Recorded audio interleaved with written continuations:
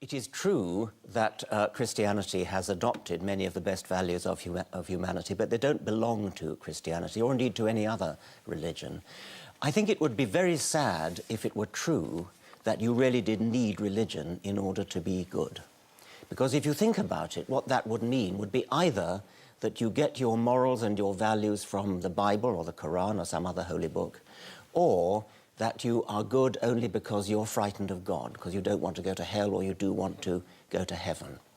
Now, as for getting your morals from the Bible, I very sincerely hope nobody does get their morals from the Bible.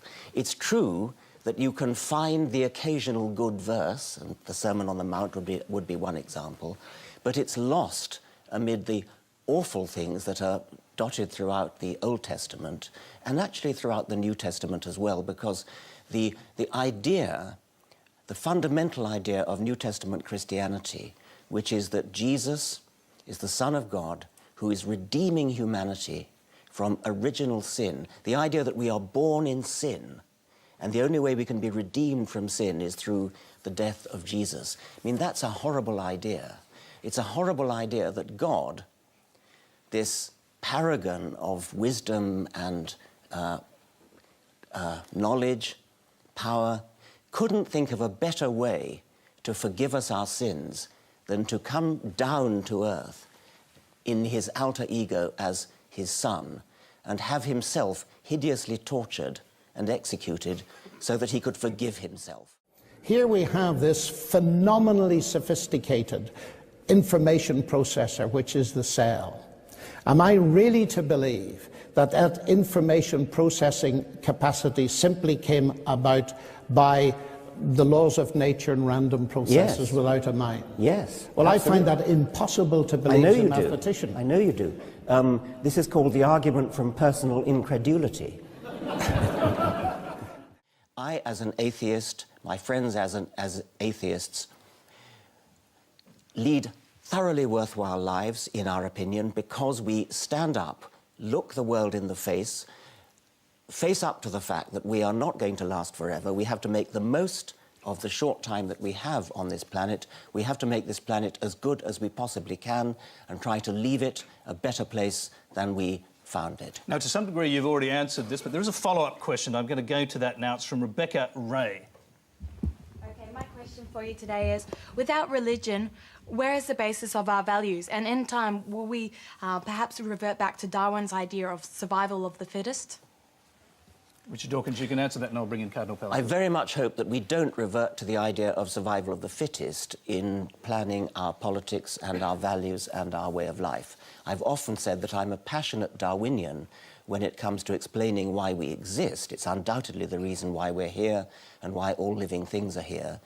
But to live our lives in a Darwinian way, to make a society a Darwinian society, that would be a very unpleasant sort of society in which to live. It would be a sort of Thatcherite society.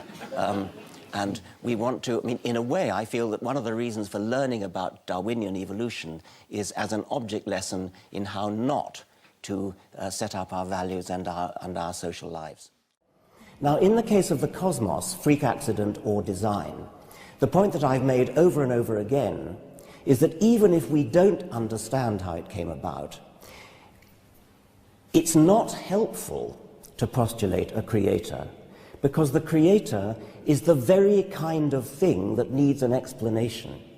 And although it's difficult enough to explain how a very simple origin of the universe came into being, how matter and energy, how one or two physical constants came into existence, although it's difficult enough to think how simplicity came into existence, it's a hell of a lot harder to think how something as complicated as a god comes into existence, difficult enough to think of how a deist god comes into existence, and even more difficult to think of how a Christian god who actually cares about things like sin and gets himself born of a virgin.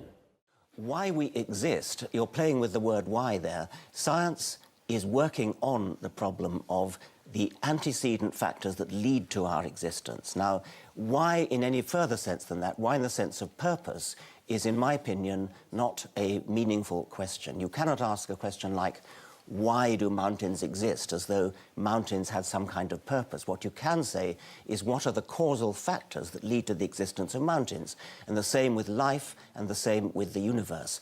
Now, science over the centuries has gradually pieced together answers to those questions. Why in that sense? It's true that there are still some gaps, but surely, Cardinal, you're not going to fall for the God of the gaps trap of saying that, that religion is going to fill in those gaps which science has so far not yet answered. Yes, exactly. But you've suddenly leapt from sophisticated discussions of the origin of the universe, where one can have a proper discussion about whether some sort of cosmic intelligence could have set forth the laws of physics, and you suddenly jump to a man who lived 2,000 years ago, was born of a virgin, rose again from the dead. Well, I only did that because you mentioned it first at the beginning. Well, I think that's petty.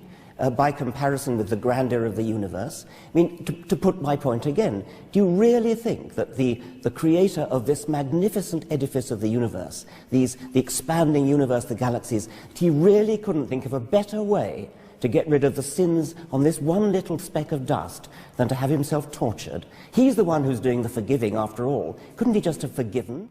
The question why is not necessarily a question that deserves to be answered. There are all sorts of questions that people can ask, like, what is the colour of jealousy? That's a silly question. Exactly. Why is a silly question? Why is a silly question? You can ask, what are the factors that led to something coming into existence? That's a sensible question. But what is the purpose of the universe is a silly question. It has no meaning. I don't think it's a very important question whether Jesus existed. There are some historians, most historians think he did, some They historians certainly don't. do. I couldn't find an ancient historian that didn't. Well, there are one or two, but I don't really care, actually, because precisely because it's petty. I mean, if you could possibly persuade me that there was some kind of creative force in the universe, there was some kind of physical, mathematical genius who created everything, the expanding universe, devised quantum theory, relativity, and all that. You could possibly persuade me of that. But that is radically and fundamentally incompatible with the sort of God who cares about sin, the sort of God who cares about what you do with your genitals, the sort of God who is interested, who has the slightest interest in your private thoughts and wickednesses and things like that. Surely you can see that a God who's grand enough to make the universe is not going to give a tuppenny cuss about what you're thinking about and your sins and things like that. So you think that morality is not important? Of course I don't think morality is not important. I'm a human being. Sounds like you're saying it isn't important. I'm a human being, and I live in a society of human beings, and within a society of human beings, morality is, of course, important. But we are one of billions of planets on a huge scale, and a cosmic God who bothers about this kind of human scale is not the kind of God that is compatible with a scientific view of the universe. It's a medieval view. In the God delusion, I made a 7-point scale. 1 is I'm totally confident there is a God. 7 is I'm totally confident there is not a God. 6 is, to all intents and purposes, I'm an atheist. I live my life as though there is no God. But any scientist of any sense will not say that they positively can disprove the existence of anything. I cannot disprove the existence of the Easter Bunny, and so I'm agnostic about the Easter Bunny. It's in the same respect that I'm agnostic about God. I think there's something wonderful about standing up and facing up to a universe where we are increasing our understanding, and we throw away childhood obsessions, we throw away the sort of imaginary friend that comforts us when we're children, and we feel the need for some kind of parent figure to turn to. I think when we grow up, we need to cast that aside and stand up tall in the universe. And it's cold, and we're not going to last for it. We're going to die, and we face up to that. And I think that's a nobler way of getting through life than to pin your hopes on childhood illusions. Is it okay to tell a child that God doesn't exist? Richard Dawkins. I think it's okay to tell a child the truth. But I would prefer to encourage a child to make up her own mind and to think about the evidence and to believe things when there is evidence. What I think is not okay, what I think is deeply immoral, is to tell a child that when she dies, if she's not good, she's going to go to hell. That seems to me to be mental child abuse and an utter disgrace. If you don't mind, can we spend a few minutes talking about God, if that's okay? So I'm just wondering, I too get asked at many lectures my view on God. And my typical answer is that, sure, there could be a God that's behind it all, and what we're doing as physicists, chemists, biologists, working out God's laws. And if that's how it is, I am thrilled to be part of that noble journey. I then add by saying, look, there's no evidence for that. I don't see any reason to believe that. And if what we're doing is just working out the laws of physics or chemistry or biology, and that's all that you need for a universe, I'm thrilled to be part of that journey. So the bottom line is, from a sociological, from a historical viewpoint, religion's very, very interesting, but it's kind of profoundly uninteresting to answer the deep questions, because I feel like all I'm doing is replacing one mysterious set of words framed scientifically with another set of equally mysterious words that are framed non-scientifically. Yeah. Now, I should say, after I say that, I always apologize, because I am all for hedging your bets. I'm not beyond that at all. What do you think of that view? Well,